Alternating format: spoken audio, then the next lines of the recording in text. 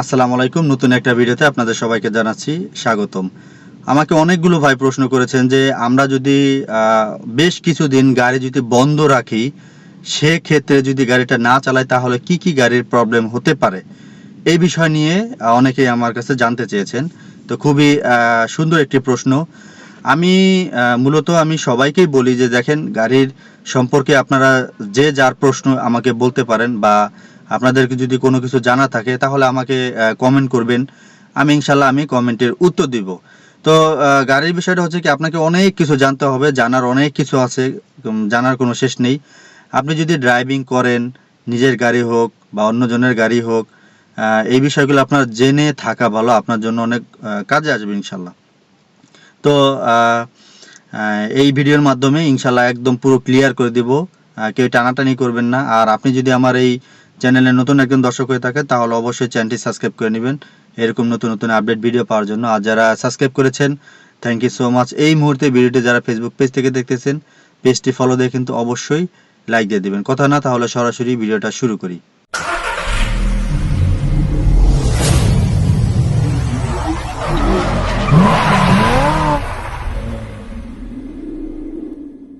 মূল ভিডিওতে যাওয়ার আগে কিছু কথা বলে নেই যে আপনারা যারা ড্রাইভিং শিখতে চাচ্ছেন, যদি কেউ ড্রাইভিং শিখতে চান তাহলে অবশ্যই আমাদের সাথে যোগাযোগ করতে পারেন।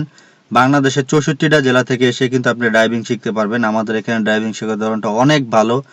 ইনশাল্লাহ আপনি বিদেশ যান আর বাংলাদেশে গাড়ি চালান, সব জায়গায় গাড়ি চালাতে পারবেন, কোনো রকম সন্দেহ নেই। এখানে 64টা জেলা থেকে লোক আসে। আল্লাহর রহমতে আমাদের ড্রাইভিং সার্ভিসটা এত ভালো যে আমাদের এখান থেকে ড্রাইভিং শিখলে আর কোনোদিন কারো কাছে আপনার যাওয়া লাগবে না। অনেক মানুষ আমাকে ফোন দেয় যারা একবার দুবার ড্রাইভিং শিখেছে, এখন পর্যন্ত গাড়ি পার্কিং করতে পারে না, এরকম অনেকেই আমাকে ফোন দেয়। তো ইনশাল্লাহ আমাদের এখানে শেখানোর ধরনের এরকম যে আমাদের কাছ থেকে ড্রাইভিং শিখে যে অন্য কোথাও যে ড্রাইভিং শিখবেন, এরকম শিক্ষা আমাদের এখান থেকে দেওয়া হয় না। তো ইনশাল্লাহ আপনারা যারা ড্রাইভিং শিখতে চান অবশ্যই আমাদের সাথে যোগাযোগ করতে পারেন। আগে এই জন্য আমাদেরকে আগে সিট বুকিং দিতে হবে আপনাকে। কলের মাধ্যমে সিট বুকিং দিয়ে আমাদের যে সিট ভাড়া, এটা 2000 টাকা, টোটাল 8000 টাকা আমাদেরকে দিবেন। একদম কমপ্লিট করে দেবে ইনশাল্লাহ, কোনো রকম সমস্যা নেই। আপনি যে কোনো জায়গায় যেয়ে গাড়ি চালাতে পারবেন। আর আরও কিছু প্রশ্ন করেছেন অনেকে, যে ড্রাইভিং লাইসেন্স সম্পর্কে জানতে চেয়েছেন, যে অপেশাদার থেকে কিভাবে পেশাদার লাইসেন্স করে। এরকম অনেকে অনেক ভুল করে ফেলেছেন। তো এইটা নিয়ে ভিডিও থাকবে, পরবর্তীতে সেই ভিডিও আপনারা পেয়ে যাবেন ইনশাল্লাহ। অবশ্যই সেজন্য চ্যানেলটি সাবস্ক্রাইব করে রাখবেন। তো যাই হোক, মূল টপিকে চলে যাই। যেটা কথা ছিল যে গাড়ি বেশ কিছুদিন বন্ধ রাখলে কি কি ক্ষতি হতে পারে। আচ্ছা, তো এর আগে একটা কথা বলি আপনাদেরকে, যে গাড়ি কিন্তু আমাদের নিজেদের দোষে, বা আমরা যদি যে গাড়িটা যদি ঠিকমতো মেনটেন যদি না করতে পারি, তো এটার জন্য বিভিন্ন ধরনের প্রবলেমে কিন্তু পড়তে হয়। কিন্তু গাড়ির কিছু কিছু নিয়ম আছে, যত্ন যেই জিনিসটা, সেটা যদি আপনি ঠিকঠাক করতে পারেন, গাড়ি আপনাকে অনেক ভালো সার্ভিস দিবে। আপনি গাড়ির যত্ন করবেন না, গাড়ি আপনাকে ভালো সার্ভিস দিবে না। তো এটা যদি একটা উদাহরণ দেই, মনে করেন ধরেন একটা টিভি দিয়েই দেখাই, এক্সাম্পল দেই। আর একটা টিভিতে যদি আপনি বেশ কিছুদিন, মানে বছর পর বছর যদি চলে যাচ্ছে, যদি আপনি টিভিটা যদি ঠিকঠাক না মোছা দেন, বা যদি পরিষ্কার যদি না করে রাখেন, ওই টিভি থেকে কিন্তু ময়লা ধুলো হবে, ধুলো থেকে কিন্তু এক ধরনের একটা মানে জং ধরবে, জং থেকে ডিসকালার হয়ে যাবে, খেয়ে যাবে, বা বিভিন্ন ধরনের সমস্যা হবে। এরকম সেম গাড়ির ক্ষেত্রেও কিন্তু সেম, যে গাড়ি যদি পারফেক্টভাবে যদি যত্ন না নেন তাহলে বিভিন্ন ধরনের বিভিন্ন সমস্যার সম্মুখীন আপনাকে হতে হবে।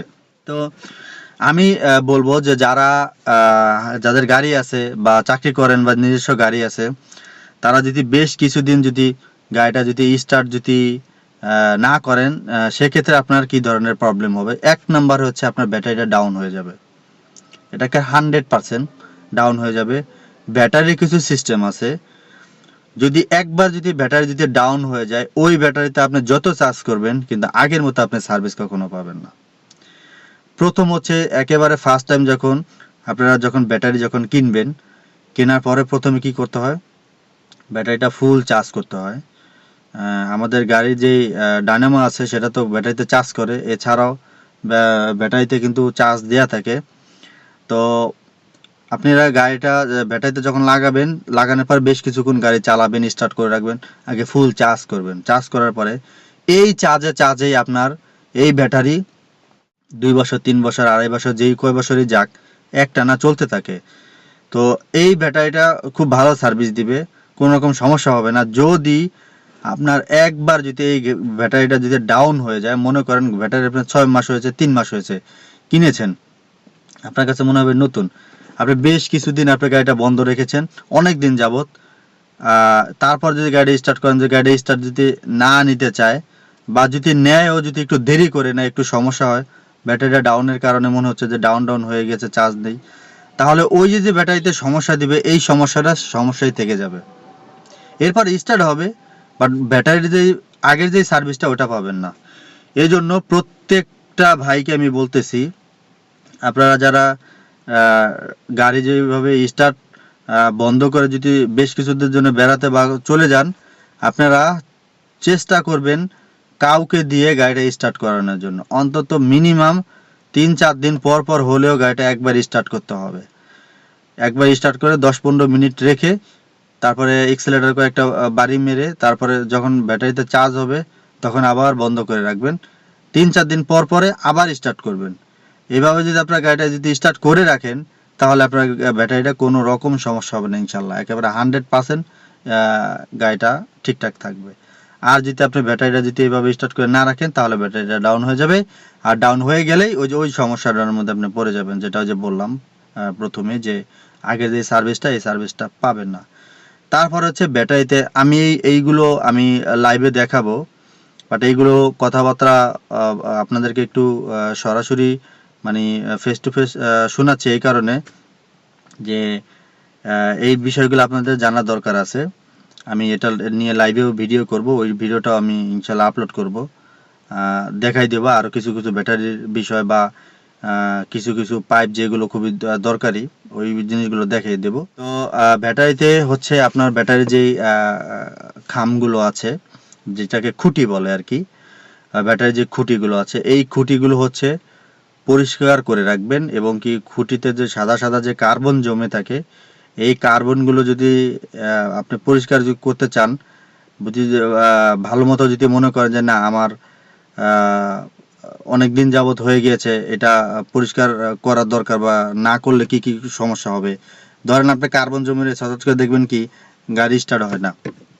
কারণ কি, ব্যাটারি ডাউনের পাশাপাশি গাড়ি স্টার্ট না হওয়ার কারণ হচ্ছে ব্যাটারির যে খুঁটি, যে ওই খুঁটির উপর দিয়ে সাদা কার্বন এমনভাবে জমে গিয়েছে যে ব্যাটারি যে তারটা, ওয়ারিংয়ে যে তারটা বের হয়েছে, ওই তারটার ভিতর দিয়েও দেখবেন যে কার্বন জমে গেছে, যে কারণে ব্যাটারির খুঁটির সাথে তারের সাথে সংযোগ হচ্ছে না, মাঝখান দিয়ে ওই কার্বন জমে গিয়েছে, ভরে গিয়েছে, মিলছে না। আপনি দেখবেন যে লাগানো আছে কিন্তু ওটা মিলতেছে না, এই কারণে দেখবেন গাড়ি অনেক সময় স্টার্ট হয় না।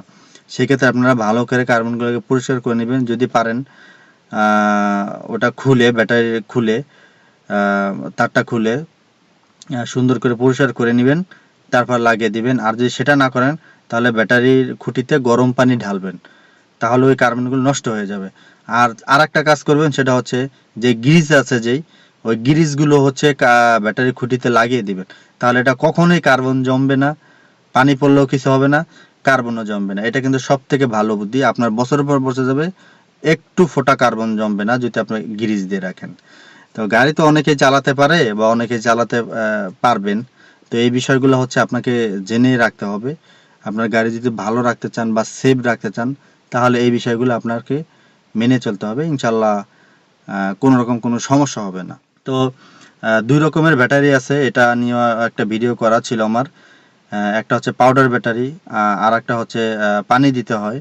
তো আপনারা চেষ্টা করবেন যে পানি যেই ব্যাটারিটা নিবেন, সেই ব্যাটারিটা হচ্ছে পাউডার ব্যাটারিতে কিন্তু পানি দেওয়া লাগে না, আর ওই ব্যাটারিতে পানি দেওয়া লাগে।